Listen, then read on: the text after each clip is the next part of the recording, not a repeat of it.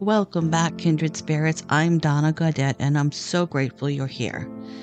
If it feels like the world has been a lot lately, like every headline, every conversation, even every vibration in the air seems to be amplified, please know this, you're not alone. I've been feeling it too. As empaths, sensitive souls, and deep feelers, we don't just witness what's happening in the world, we absorb it.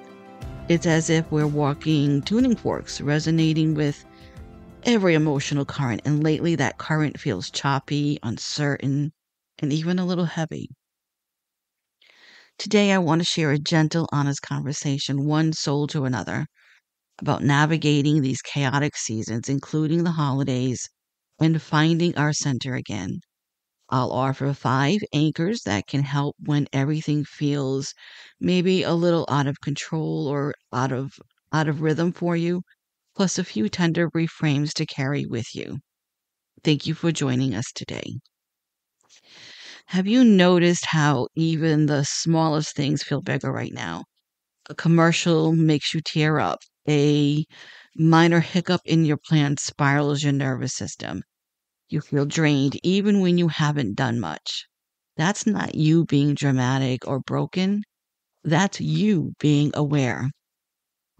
For those of us who are empathic, the world doesn't just happen around us, it happens through us. We sense the pressure behind a smile, the fatigue in someone's eyes, even the grief people don't have words for.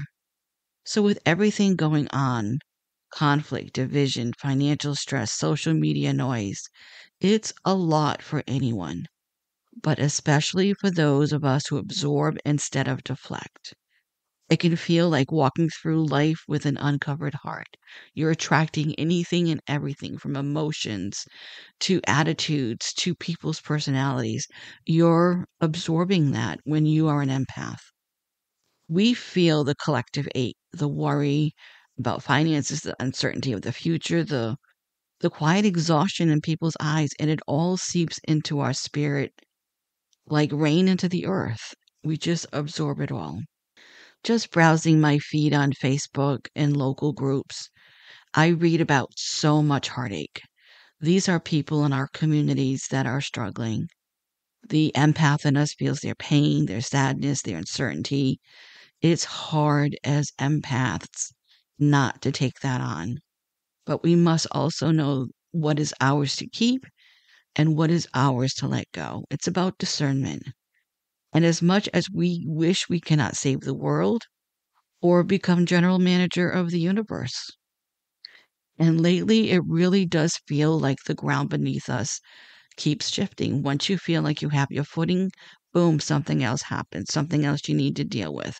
And as people who are empaths or sensitive souls, I don't want you to feel you have to put a label on anything, but people who are empaths relate to that term, but it also can be termed as sensitive souls. And everything familiar to us from how we work to how we connect, that seems to be changing. Our spiritual compass keeps spinning, and we're searching for our true north again. And you know what? It's okay to not have all the answers. Truly, it's not. Because you know what? No one does. But here's what I've learned: the more sensitive your soul, the more you crave stability, peace, and purpose. Does this resonate with you? When that's disrupted, it's easy to question our own grounding, to even wonder, where do I belong in all of this noise? If this is happening around me to people I know, it could happen to me. And those thoughts can be scary. We do our best to separate ourselves from what is fear and what is truly real.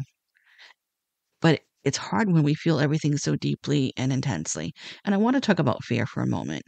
I remember Wayne Dyer giving a couple of his talks, and he used to say that fear means a number of things. Fear could mean fear, face everything and rise, forget everything and rise.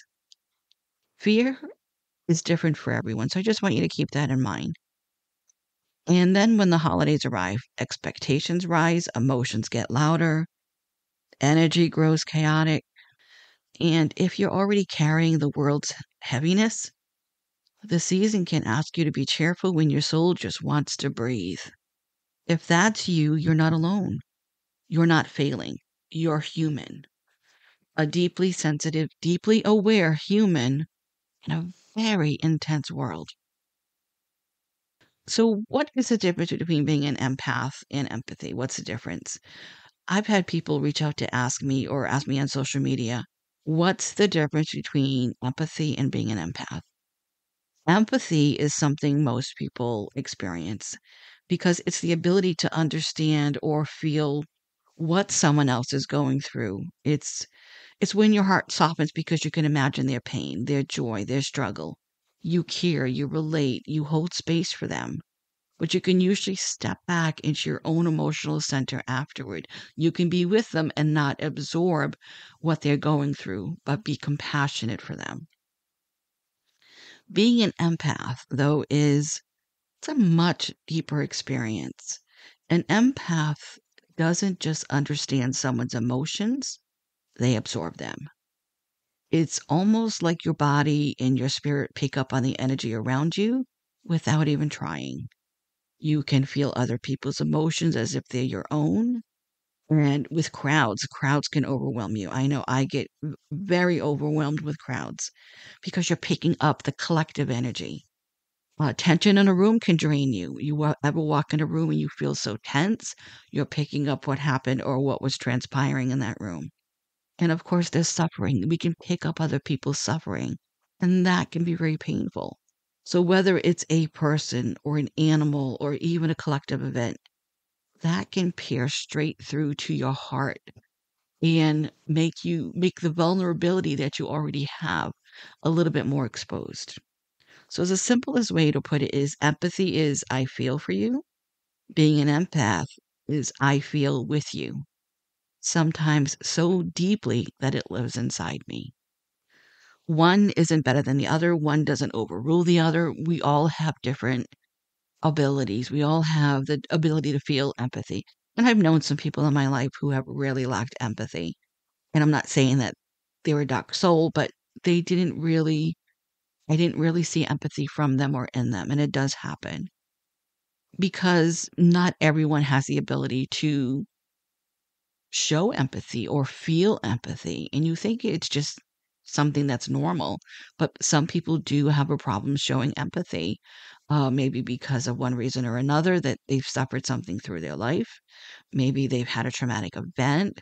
It could be a number of things, but we're not here to judge because empathy and being an empath, it's different. There are different ways of experiencing the world, but both are rooted in compassion. But if you're an empath or a sensitive soul, you'll likely recognize yourself in questions like this. Do you often feel other people's emotions in your body? Do you leave conversations or stores feeling drained? I mean, really, really drained. Do strangers confide in you? Do animals gravitate towards you? Do you sense the weather of a room before anyone speaks? When I mean weather, I mean the temperature in the room of how people's moods are. Is your intuition spot on more often than not? If you're nodding yes, there's a good chance you're an empath. And right now you're in the right place because we're going to go through some little tips and tools that may help you not only in your everyday life, but through the holiday season as well. That was a lot to take in. So let's take one soft breath together. Take a deep breath in and exhale. Here we go. We live in a world that praises resilience and, quote, good vibes only, unquote. But for those who feel deeply, being okay doesn't always mean smiling through the storm. Let me ask you this. How many times have you felt you had to shrink yourself to not be seen? How many times have you pasted a smile on your face so you wouldn't make someone else feel uncomfortable with how you were feeling? If you answered yes to either of these, I hear you. I am you. As an empath, feeling deeply has always been the language of my life. I've never I don't think I've ever not been an empath. Even as a child, before I even knew what empathy was or being an empath, I look back at my earliest childhood memories and I see that even at 3 years old, I could pick up other people's emotions so quickly. I've loved with my whole heart and I've lost in ways that reshaped me, and I've carried the weight of grief more than once. And I know I'm not alone in that because so many of us feel this profound empathy, especially for the ones who don't have a voice.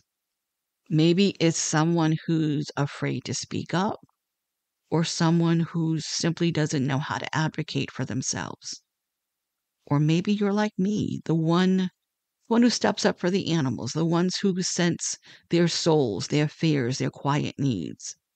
That calling runs so deep in me. Maybe you feel more connected to animals than you do to people, especially in the physical form. I love everybody. I love people, but there's something about animals that I'm just so connected to.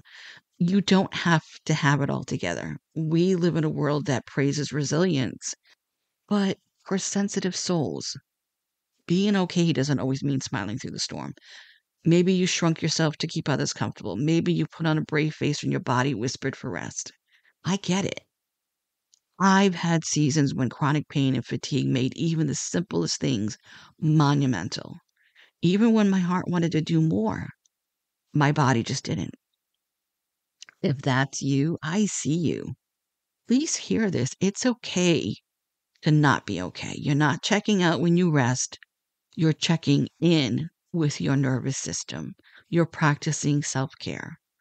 And it's wisdom to pause. You don't have to fix everything or anything or anyone today, tomorrow, maybe not ever. That's not your job to fix people. And that has been my monumental lesson in this life where I think I need to fix everyone. But I'm getting better. It took me a long time, but I'm getting better with it. So, what are some gentle anchors that you could use during this time? When we feel out of sorts, when we feel that everything is just spiraling out of control, whether you're an empath, a sensitive soul, whatever way you want to define it, we sometimes need to reconnect with certain parts of ourselves because the outside world gets so loud and it's unpredictable, and your nervous system needs reminders that you're safe right here, right now. So, how can we stay grounded or anchored during these uncertain times? So, here are 5 gentle anchors that help me when things get rough. Number 1, pause before reacting. When the world feels loud, take one intentional breath. A slow inhale through your nose and a long exhale through your mouth. It's not just breathing, it's a signal to your body that you're safe, that you can soften, but we often forget how to effectively breathe. What have you ever watched an infant breathe? Watch how their belly rises because they come into this world just knowing how to breathe and they breathe effectively. Over time, stress gets to us where we find ourselves holding our breath. We're not really breathing. We really do forget how to breathe. You need to breathe in and then breathe out entirely. Number 2, reclaim your space. Outer chaos often mirrors our inner world. What does that mean? Things that are going on around us sometimes can overtake us, and that can be stressful. So, what are some things that you can do? I'll tell you what I do. I go and light a candle in my healing room. I'll make a warm cup of tea. I'll sit there and I will just be quiet or listen to music. You need to just reclaim your space, whether it's physical space, emotional space, spiritual space, mental space. You need to reclaim that because that is your anchor. You can tidy a corner of your space. Do things, small sacred acts that remind your spirit that it's okay to take up space and to make that space peaceful. I have a healing room that I go into, and it's my refuge. It's a place that I go to that I'm surrounded by the special sacred things that bring me joy, that bring me healing, that bring me peace. So find that space, whether it's a corner of your room, a place in the woods you go to. Maybe it's by the ocean. Maybe it's a closet you found a space in just to hide away from everyone. You need to have that space to just reconnect with yourself. Number 3, connect but with boundaries. That's so important. It's taken me a long time to figure out boundaries, and I do well for a while and then I slip up. We're human, right? We're all going through this human experience. But empaths often overextend themselves, especially when others are hurting. I don't know about you, but I just want to save everything and everyone, including animals. And it can be exhausting at your own expense sometimes, your own mental health, your physical health, your spiritual health. It can be exhausting. But compassion doesn't mean self abandonment. You can still love deeply and still say, I need time to recharge. That's not selfish. That's soul preserving and it's good self care. And many of us need to be reminded of that. Number 4, return to your senses. Feel your body supported by the chair beneath you. Notice the sound of your breath, the scent of your tea or whatever beverage you're holding. When we come back to our senses, we come back to the present moment. And the present is where peace lives. It's kind of how mindfulness practices, mindfulness meditation works. You need to sit there, even with the uncomfortable thoughts, and just return to your senses. And for many of us, yours truly included, I struggle with this. No matter how hard I try, I often forget this valuable tool. And I need to remind myself because I have little sticky notes on my desk that just reminds me to breathe. I know it sounds simple, it sounds simplistic, but just these sticky notes that just say breathe. Because we forget to take those deep breaths. We forget to come back to our senses. We forget what's important. And number 5, practice micro gratitude. What does that mean? When life feels heavy, sweeping gratitude lists can feel out of reach. And the reality is that some days we really have to search for those small amounts of joy and gratitudes. So start small. Maybe the sunlight warming your face coming in through the window feels good. Maybe someone gave you a kind smile. Maybe you're listening to your favorite song. Maybe someone did something kind for you and it brought you some joy. The unconditional love of your loving pet, your companion, your pet, when we have the unconditional love of our loving pet, that can really make us feel grateful because they love us unconditionally, don't they? But tiny gratitudes create threads of light that can stitch hope back into our days. So, how can we gently reframe our thoughts to what we're feeling? And lately, I've been sitting with this thought for a little while, and I'm going to toss it out there. Let me know what you think about it. What if instead of trying to control all of the uncertainty, that we trusted that the uncertainty itself might be guiding us somewhere new? That can make some people uncomfortable. I get impatient with the process of waiting for things to get better, and I know many of you feel the same way because we crave that normalcy. We crave repetition. We crave routine. And when something throws a wrench into what we're doing or how we're feeling, it can be upsetting, especially to someone who is an empath, because we crave familiarity. That's the path of an empath. But maybe this isn't the end. Maybe it's an invitation. Maybe it's an invitation to slow down. Because sensitive souls, we're not fragile. We are deeply alive. But we are the ones who still choose to feel in a world that tries to numb us. We are the quiet healers, the light workers, the intuitive listeners, the ones who remind others what really matters. We are the messengers of light. And even though when it feels like we're breaking, sometimes we're just expanding. So I'm asking you to trust that process. I had originally planned to do a separate episode on how holiday stress and grief affects the empath or the sensitive soul, but I decided to talk about it in this episode because it felt like these two can go together very well. And I think it's maybe because it's familiar to me right now.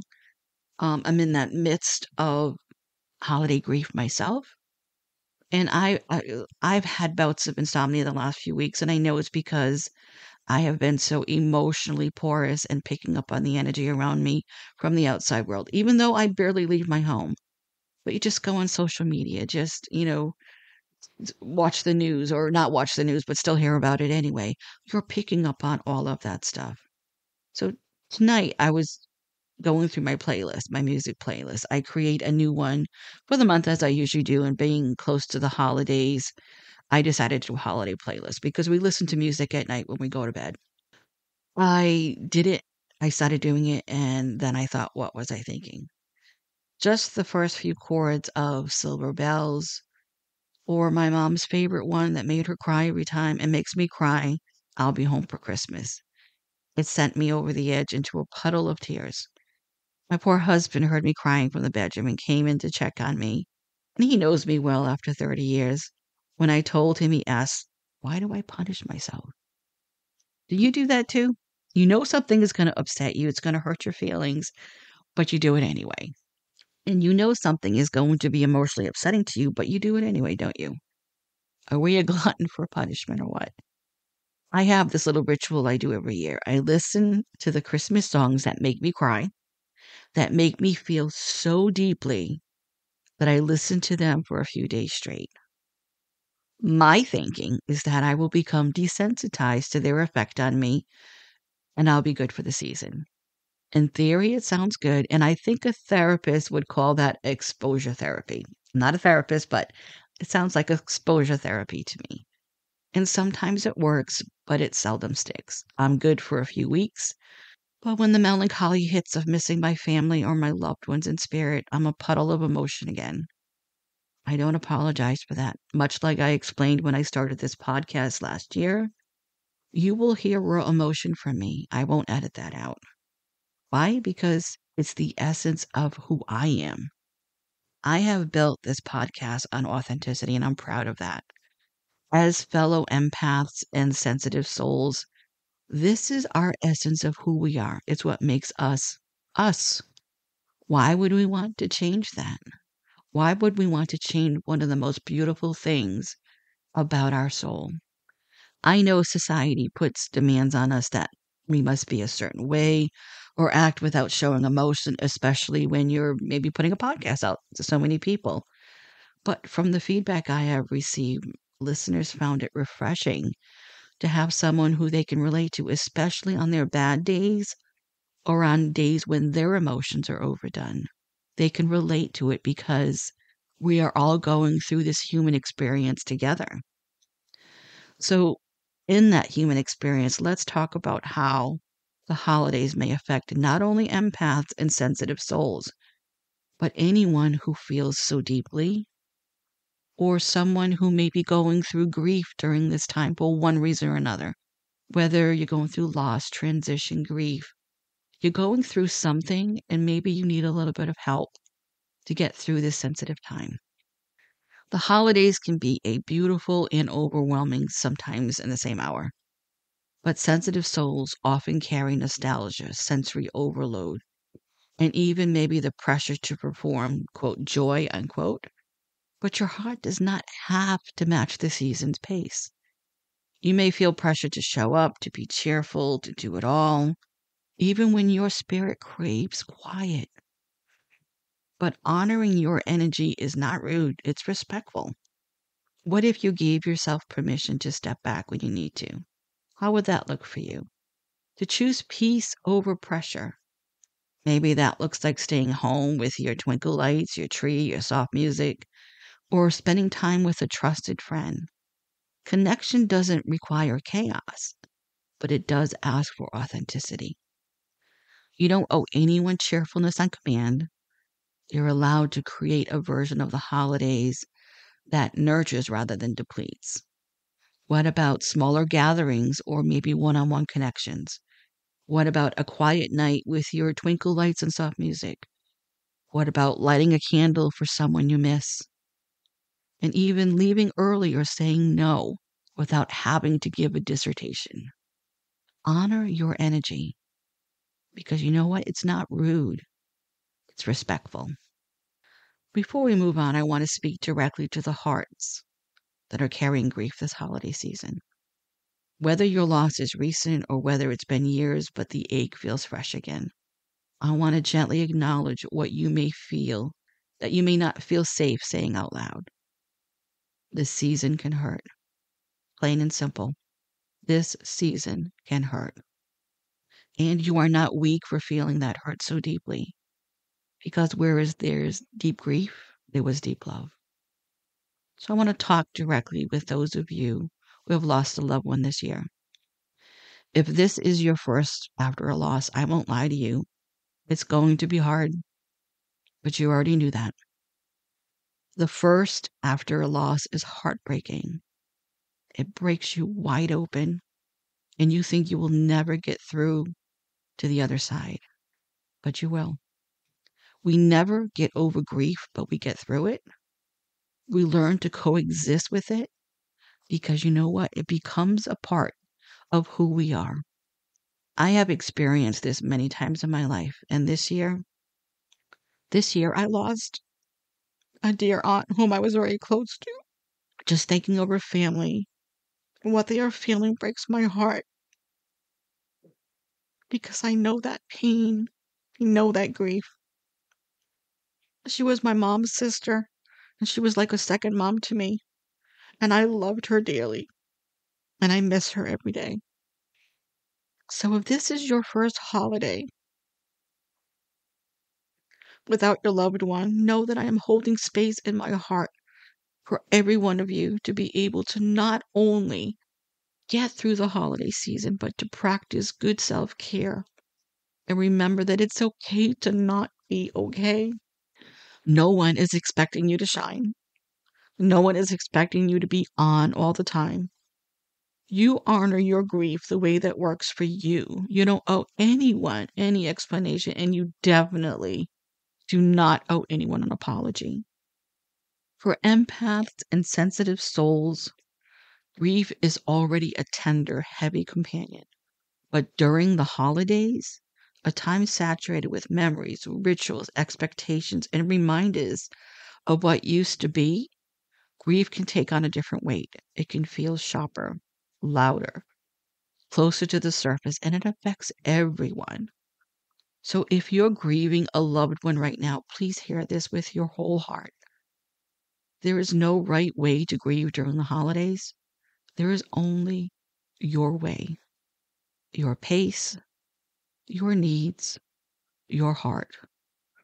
And those deserve respect from you most of all. So here are some gentle truths and reminders to hold on to if this season feels heavy for you. Your grief is not an inconvenience. You're not bringing down the mood. You're not too emotional. You're not living in the past. You are honoring love. And love, which is real, deep, or maybe a once-in-a-lifetime love, doesn't disappear just because the calendar turns to December. And you don't have to pretend you're okay. If your heart feels cracked open, let it be what it is.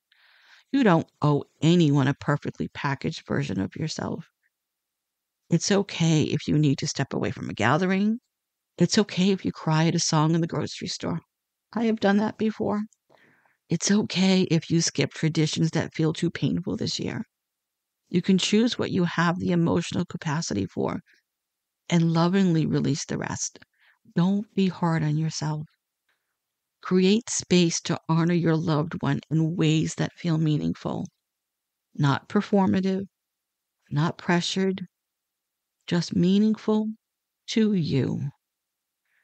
Maybe that means lighting a candle for them and whispering their name, hanging a special ornament just for them. I have a memorial tree I put out at Christmas. It's a small tabletop one. There's lights built into the branches, and it has red cardinals on it. I have ornaments for my loved ones in spirit. And this year I am adding one more. I am adding Aunt to it because she was so special to me. I set it on a small table, and it gives me comfort. Each time I walk past it, it's a gentle reminder that those who are gone physically are still very much in our hearts, just where they should be. What about cooking their favorite recipe? My grandmother, mom, and aunts were great cooks. I have started passing down recipes to my grandkids and family while I'm still here to do it. Honor them by cooking or baking something that was a favorite of theirs. What about sitting quietly with a memory that still warms you? What about remembering a funny story and share that with others, especially family? When we remember our loved ones, they want us to remember them. And what better way to do that than to talk about them and laugh about them and maybe laugh at them? And what about looking through photos when you're ready? About donating to a cause that reflects their spirit or volunteering for a cause that was dear to them? Maybe a local shelter, food kitchen, food pantry. Animal shelters and sanctuaries are always looking for volunteers. And if you can't volunteer, maybe make a donation in their memory. And of course, there's always journaling about what you miss and what you're grateful for. You would be surprised, and please don't underestimate the power of writing what you feel, whether you're recording it, whether you're writing it down, but saying it out loud really does make a difference. Grieving doesn't mean you stop loving them. It means you're learning how to love them differently. I read recently that we all know that the end of life is inevitable, and part of our existence. We know that. We know that that's how it is. And people often say, well, death is a part of life. Grief is a part of life. Yes, and we're going to see them again. We know that. But what we grieve for is the lost moments, the opportunities we had with them, the ones we no longer will have, the things that we'll no longer be able to do with them because they're not here, the way they made us feel, the way they sat with us, maybe the way they touched our hand or gave us a hug. Those are the things we're grieving. We know we'll see them again, but we miss those moments. That is what we grieve. We grieve the presence in our lives, and that's okay to feel that way. What about giving yourself permission to find joy without guilt? And that's a big one for many people, not just empaths, but everyone. We can feel guilty for laughing, for enjoying a moment, for letting a little light in. But joy does not erase grief, and grief does not disqualify joy. They can coexist together. They often do. You can have a moment of joy and sadness at the same time, and that's okay. Your loved one would not want your world to be dimmed indefinitely. If a moment of joy finds you, let it. Let it be a small reminder that life still holds pockets of beauty, even when you're feeling grief or sorrow or sadness. And know that grief comes in waves, and that's normal. You might feel steady one minute and overwhelmed the next. This is how grief breathes. It moves, it shifts, it changes shape. Instead of resisting the waves, try allowing them to wash through you. If you practice mindfulness, this would be considered mindfulness. You are not going backward. You are simply human. You're feeling a loss that mattered to you. No apologies are needed. And if your grief feels louder this time of year, that's because your love was big. Where there was great love, there was great grief. And that's nothing to be ashamed of. And it's certainly nothing that you need to apologize for either. What about speaking to your loved ones in quiet moments? Empaths especially feel the thin spaces, those moments where memory, spirit, and emotion blur. We can pick up on things. Maybe we feel the presence of a loved one. Trust that. If you feel them near you, if you dream of them, if a sign appears at just the right moment that you know is definitely from them, let your heart receive it. Don't question it. Don't try to talk yourself out of it. Don't try to disqualify it. Just let it in. You can speak to them. You can include them. You can hold them close in ways that fit the life you're living now. And be so gentle with yourself because grief is exhausting, emotionally, physically, spiritually. Your body is working harder than you know. Rest when you need to, eat when you can, drink water, stay warm, and let the softness be the language you speak to your own heart. Don't be harsh with yourself. Don't be hard on yourself. You have walked through days you didn't know how to survive, and yet here you are, listening, healing, existing, and breathing. There is courage in that, and I'm proud of you for what you have done. And if no one has told you lately, your grief is valid, your tenderness is sacred, your love is a reflection of the bond you shared, a bond that didn't end, it simply transformed. And in those moments when you feel the world expects you to be moving on or get over it, or someone telling you this which they shouldn't be, remember this. Grief doesn't end. Again, grief doesn't end. It evolves, and you evolve with it. You're not broken. You're not failing. You are honoring something real, something that shaped you, and you are allowed to feel every bit of that, especially now. So hold your heart gently this season and let it be what it needs to be. And trust that love, the love you gave and the love you receive, still lives in you always. It's not your job to carry the world. It's not your job to absorb everyone's emotions. It is not your job to fix what is broken. Your only responsibility is your inner light. Protecting your peace doesn't mean disconnecting from the world. It means staying resourced enough to contribute in healthier ways. When sensitive souls burn out, the world loses some of its compassion. And right now, we need every drop of compassion we can get. So wherever you are, let's take one steady breath together. Inhale peace and exhale everything that isn't yours to carry. You are not behind. You are not too sensitive. You are not weak for feeling this much. You are human. You are heart. You are light. And when the world feels heavy, your soul knows the path home. Before we close, remember you don't have to carry it all. Take the next gentle step, drink your tea while it's warm, step outside and feel the air on your skin, and let the world remind you that you belong here. Peace isn't always found by fixing the chaos. Sometimes it's found by softening into it.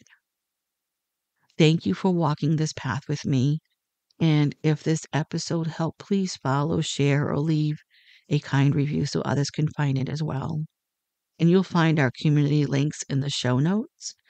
And if you are so guided, please listen to the original companion guided meditation that I created that pairs with this episode. There are 2 separate guided meditations, one for the grieving soul and one for the empath.